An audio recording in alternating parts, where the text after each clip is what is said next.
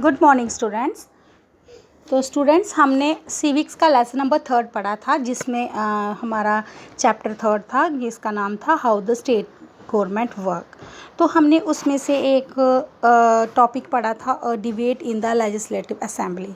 तो हमने उस टॉपिक में ये बताया था कि हम क्या करेंगे। इसके आगे जो एमएलए के बारे में बताया गया है कि एमएलए जो है एमएलए 1 2 3 4 उनका क्या कहना है, वो कि इसके बारे में, इस डिबेट के बारे में क्या बताना चाहते हैं। तो आज हम उसके बारे में पढ़ेंगे। In my constituency of Akhand Gaon, during the last 3 weeks, there were 15 deaths because of diarrhea. I think it is a shame that this government has not been able to check the situation of a simple problem like diarrhea. While proclaiming itself to be a champion of technology, I would call the attention of the ministry in charge of health to take immediate measures to control the situation. तो इसमें जो विधायक हमारा first है उनका क्या कहना है, क्या बताते हैं वो कि अखड गांव के मेरे निर्वाचन क्षेत्र में पिछले 3 हफ्तों से हैजे के कारण 15 लोगों की मृत्यु हो चुकी है। मेरे विचार में सरकार के लिए यह बड़ी शर्मनाक स्थिति है। वह सरकार जो अपने प्रौद्योगिकी में सर्वश्रेष्ठ घोषित कर रही है, हैजे ऐसी साधारण बीमारी को रोकने में असफल रही है। मैं स्वास्थ्य मंत्री का ध्यान इस ओर आकर्षित करना चाहूँगा कि वे स्थिति का नियंत्रण में लाने के लिए ज़रूरी कदम उठाएं। आगे है MLA 2। My questions is why are government hospitals in such a bad situations? Why is the government not appointing proper doctors and other medical staff in the districts? I would also like to know how the government plans to deal with the situation which is affecting to a large number of people and is also spreading this is an epidemic. तो इसमें क्या बताया है कि मेरा प्रश्न यही है कि सरकारी अस्पतालों में डॉक्टरों व चिकित्सा कर्मचारियों को ठीक से नियुक्ति नहीं कर रही है। मैं यह भी जानना चाहूँगा कि सरकार इन स्थिति का सामना किस प्रकार करने जा रही है, जिससे लोग बड़ी संख्या में प्रभावित हैं और ये संख्या बढ़ती ही जा रही है। MLA 3 my constituency of Tolpatty 2 has a serious shortage of water. Women travel up to 3 and 4 kilometers to collect water. How many tankers have been put into service to supply water? How many wells and ponds have been cleaned and disinfected? तो इसमें ये बोला गया है कि मेरे निर्वाचन क्षेत्र तोलपट्टी में भी पानी की कमी की गंभीर समस्या है। औरतों को पानी लाने के लिए 3 से 4 किलोमीटर चलना पड़ता है। मैं जानना चाहूँगा कि पानी पहुँचाने के लिए कितने टैंकरों का काम लगाया गया है, कितने कुएं और तालाबों की सफाई करवाकर उनमें संक्रमित मुक्त किया गया है। MLA 4 I think my colleagues are exaggerating the problem. The government has taken steps to control the situation. Water tankers have been put into service. ORS packets are being distributed. The government is doing everything possible to help people.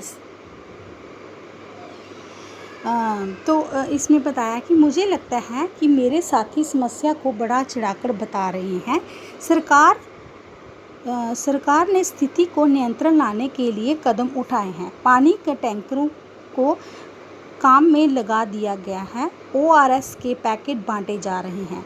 सरकार लोगों की मदद के लिए बहुत प्रयास कर रही है। MLA 5 We have very poor facilities in our hospitals. There are hospitals that do not have a doctor and no medical staff has been appointed for the last few years. In other hospitals, the doctor has gone on a long leave. This is a shame. I think the situation is going from bad to worse. How are we going to ensure the ORS packets reach all families in the affected areas? तो इसमें जो विधायक 5 है उनका क्या कहना है, वो क्या कहना चाहते हैं। उन्होंने बताया है कि हमारे अस्पतालों में सुविधाओं की हालत बड़ी खस्ता है। कई ऐसे अस्पताल हैं जिनमें कोई डॉक्टर नहीं है और चिकित्सा कर्मचारी पिछले कई सालों से नियुक्त नहीं किए गए हैं। दूसरे अस्पतालों में डॉक्टर लंबी छुट्टी पर चले गए हैं। ये शर्मनाक स्थिति है। मेरे ख्याल से हालात बद से बेहतर होते जा रहे हैं और हम यही कैसे सुनिश्चित करने वाले हैं कि प्रभावित क्षेत्र के सब परिवार तक ORS के पैकेट पहुंचाए जाएं। MLA 6 The opposition members are unnecessarily blaming the government. The previous government did not pay any attention to sanitations. We have not taken up a drive to clear the garbage that has been lying around for years. In the earlier sections, you have read about a debate in the Legislative Assembly. The members were debating the actions taken or not taken by the government.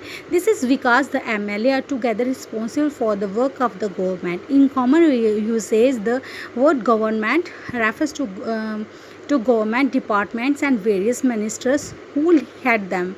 The overall head is the chief minister. More correctly, this is called the executive part of the government. All the MLA who gather together in the Legislative Assembly are called the legislatures. They are the ones who authorize and supervise their work. As we saw in the earlier section, it is a form from among them that the head of the executives or the chief minister is formed. तो विधायक 6 का क्या कहना है कि विरोधी पक्ष के सदस्य बिना वजह ही सरकार पर दोषारोपण कर रहे हैं, पर उन पर दोष लगा रहे हैं। पिछली सरकार ने सफाई पर कोई ध्यान नहीं दिया था। अब हमने कई वर्षों से चारों तरफ फैले कूड़े को साफ कराने का अभियान शुरू किया है। उक्त वाक्य में आपने विधानसभा में चल रही एक बहस के बारे में पढ़ा। सदस्य सरकार द्वारा की गई या ना की गई कार्रवाई पर बहस कर रहे थे। ऐसा इसलिए है क्योंकि विधायक सामूहिक रूप से सरकार के काम के लिए उत्तरदायी होते हैं। सामान्य भाषा में सरकार शब्द से तात्पर्य शासन के विभिन्न विभागों और मंत्रियों से होता है। वो उनके प्रभारी हैं। इन सबका सामूहिक प्रमुख मुख्यमंत्री होता है। सही मायने में तो यही सरकार का कार्यकारी हिस्सा यानी कार्यपालिका कहलाता है। दूसरी तरफ सारे विधायक जो विधानसभा में एकत्र होते हैं विधायक कहलाते हैं। विधायिका के रूप में सरकार के कार्यकारी हिस्से को काम करने का अधिकार देते हैं और फिर उसके काम की जांच भी करते हैं। जैसा कि आपने पाठ के प्रारंभ में देखा था, इन्हीं में से कार्यपालिका का प्रमुख या मुख्यमंत्री बनाया जाता है। तो स्टूडेंट्स, ये था हमारा ये debate on A legislative assembly. इसमें हर एक जो MLA था उनका जो अपने अपने पॉइंट्स थे, मतलब ये अपने अपने व्यूज़ थे, उन्होंने लिखे हुए हैं। तो आज हमने ये टॉपिक जो है कंप्लीट कर दिया है। तो नेक्स्ट टॉपिक हम जो है वो हम कल करेंगे। Okay, thank you.